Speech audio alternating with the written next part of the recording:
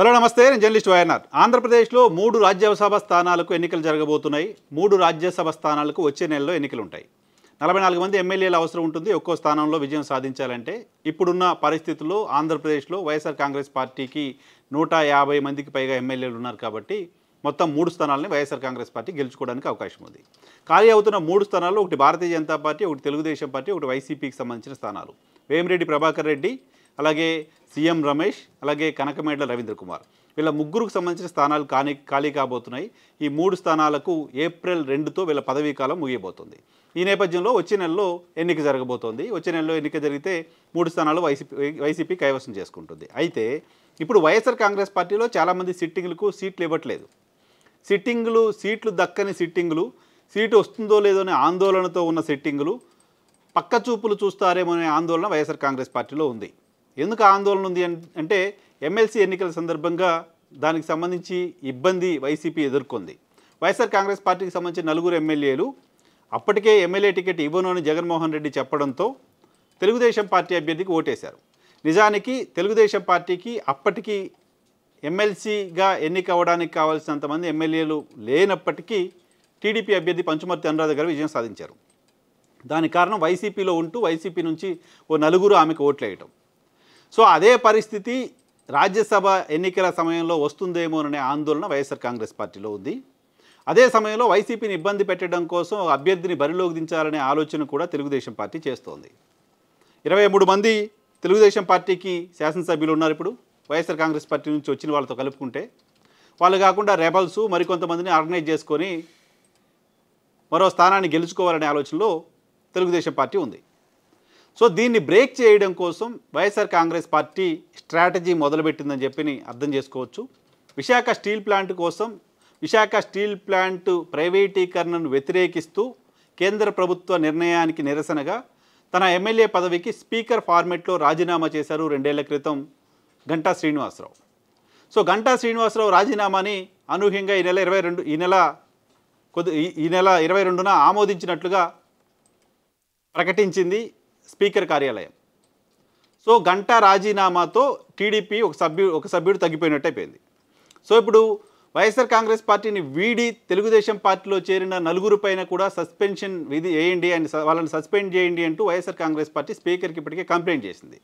వాళ్ళని కూడా సస్పెండ్ చేస్తే తెలుగుదేశం పార్టీ బలం మరింత తగ్గిపోతుంది. సో అప్పుడు కావాల్సిన ఎమ్మెల్యేల సంఖ్య తెలుగుదేశం పార్టీకి చాలా ఎక్కువ ఉంటుంది. అంతమందిని ఆర్గనైజ్ చేసుకోవడం తెలుగుదేశం పార్టీ కష్టమవుతుంది. దానిలో భాగంగా తమ పార్టీ నుంచి టీడీపీలో చేరిన వాళ్ళపైన చర్యలు తీసుకుంటున్నట్టు వైసీపీ స్పీకర్ కంప్లైంట్ చేసింది. దాన్ని కౌంటర్ చేస్తూ ఇప్పటికే తెలుగుదేశం పార్టీ కూడా తెలుగుదేశం పార్టీని వీడి వైసీపీలో చేరిన ఎమ్మెల్యేలపైన చర్యలు తీసుకోండి అంటూ స్పీకర్ కంప్లైంట్ చేసింది. సో వీళ్ళందరి దగ్గర నుంచి కంప్లైంట్స్ వచ్చిన నేపథ్యంలో, టీడీపీ వైసీపీ నుంచి కంప్లైంట్ వచ్చిన నేపథ్యంలో జనసేన ఎమ్మెల్యే రాపాక వరప్రసాద్ కూడా వైసీపీలో చేరడంతో ఆయన పైన కూడా కంప్లైంట్ ఉంది. ఆయనకు కూడా మొత్తం 9 మందికి స్పీకర్ కార్యాలయం నుంచి నోటీసులు అందాయి. వారం రోజుల్లోగా సమాధానం చెప్పండి, మీపై ఎందుకు చర్యలు తీసుకోకూడదో అంటూ స్పీకర్ కార్యాలయం వాళ్ళకి నోటీసులు సర్వ్ చేసింది.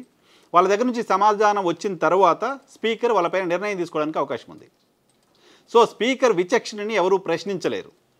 వీరిలో ఎవరిపైనైనా స్పీకర్ అనర్హత వేయచ్చు, ఎవరిపైనైనా అనర్హత వేయకుండా వదిలేయచ్చు.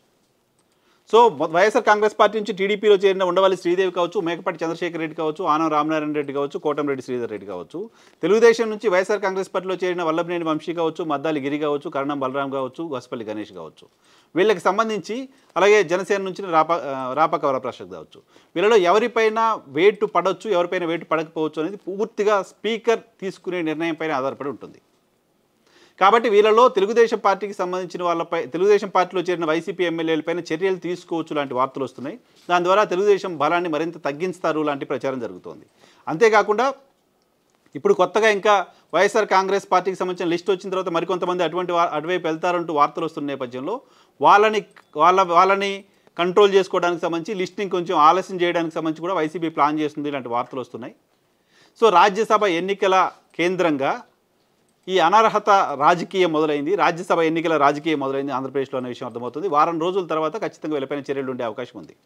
అయితే జనసేన సభ్యుడిపైన మాత్రం చర్యలు తీసుకోవడానికి సంబంధించిన అవకాశం ఉండకపోవచ్చు అనేది జనరల్గా పాలిటిక్స్ని అబ్జర్వ్ చేస్తున్న వాళ్ళు, లీగల్గా అటువంటి పాసిబిలిటీ లేదు ఆయన పైన సస్పెన్షన్ వేయడానికి అని చెప్తున్నారు. ఒకే ఎమ్మెల్యే ఉన్నారు కాబట్టి ఆ ఒక్క ఎమ్మెల్యే పార్టీ మారితే సస్పెండ్ చేయడానికి సంబంధించి అవకాశం తక్కువగా ఉంటుంది. ఎమ్మెల్యేలు పార్టీలు మారాల్సిన పరిస్థితుల్లో 1/3 ఎమ్మెల్యేలు పార్టీ మారితే వాళ్ళపైన అనర్హత వేటు ఉండదు. సో ఇప్పుడు తెలుగుదేశం పార్టీ నుంచి నలుగురే పోయారు కాబట్టి వాళ్ళు 1/3 కాదు 23లో కాబట్టి వాళ్ళపైన అనర్హత వేటు వేయచ్చు.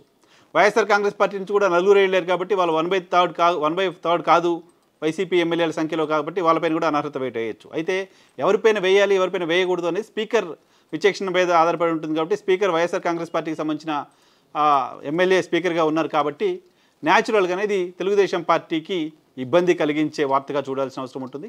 తెలుగుదేశం పార్టీకి సంబంధించిన సంఖ్యని మరింత తగ్గించడం కోసం వైఎస్ఆర్ కాంగ్రెస్ పార్టీ చేస్తున్న రాజకీయంగా అర్థం చేసుకోవాల్సిన అవసరం ఉంటుంది. దీనికి తెలుగుదేశం పార్టీ ఏ రకంగా కౌంటర్ చేస్తుంది, ఏ రకంగా దీన్ని ఎదుర్కోబోతుందని చూడాలి. అయితే ఇది తెలుగుదేశం పార్టీ రాజ్యసభ ఎన్నికల్లో క్యాండిడేట్ని పెట్టినప్పుడు మాత్రమే దీనికి వ్యాలిడిటీ ఉంటుంది. తెలుగుదేశం పార్టీ క్యాండిడేట్ని పెట్టే ఆలోచన చేయకపోతే వీళ్ళపైన సస్పెన్షన్కి సంబంధించిన విషయం పెద్ద చర్చనీయాంశంగా ఉండాల్సిన అవసరం లేదు. అయితే స్పీకర్ వారం రోజులు సమయం ఇచ్చారు. ఎన్నికల షెడ్యూల్ వచ్చిన తర్వాత ఎన్నికలు ఓటేయడానికి కొద్ది రోజుల ముందు నిర్ణయం తీసుకుంటారా, కొద్ది గంటల ముందు నిర్ణయం తీసుకుంటారా? కొద్ది గంటల ముందు స్పీకర్ నిర్ణయం తీసుకుంటే ఆ తర్వాత తెలుగుదేశం పార్టీకి సంబంధించిన వాళ్ళకు మళ్ళీ లీగల్గానో ఇంకేదో వెళ్ళి స్పీకర్ నిర్ణయం తప్పు అని క్వశ్చన్ చేసే టైం కూడా లేకుండా చూస్తారేమోననే ఆందోళన కూడా ఉంది. సో స్పీకర్ నిర్ణయం ఎలా ఉంటుంది, వీళ్ళకి సంబంధించి నోటీసులు అందుకున్న ఎమ్మెల్యేలు ఏం సమాధానం చెప్తారో అనేది ఇప్పుడు ఆసక్తి కలిగిస్తోంది. సో దానిపైన కూడా కొద్ది రోజుల్లోనే క్లారిటీ రాబోతోంది. మిగతా వైసీపీలో చేరిన తమ పార్టీ ఎమ్మెల్యేలపైన కూడా అనర్హత వేటు వేయడానికి సంబంధించి స్పీకర్ పైన ఏ రకమైన ఒత్తిడి తేవచ్చు, ఏ రకంగా లీగల్గా ప్రొసీడ్ అవ్వచ్చు అనే ఆలోచనలు తెలుగుదేశం పార్టీ ప్రస్తుతం చేస్తోంది.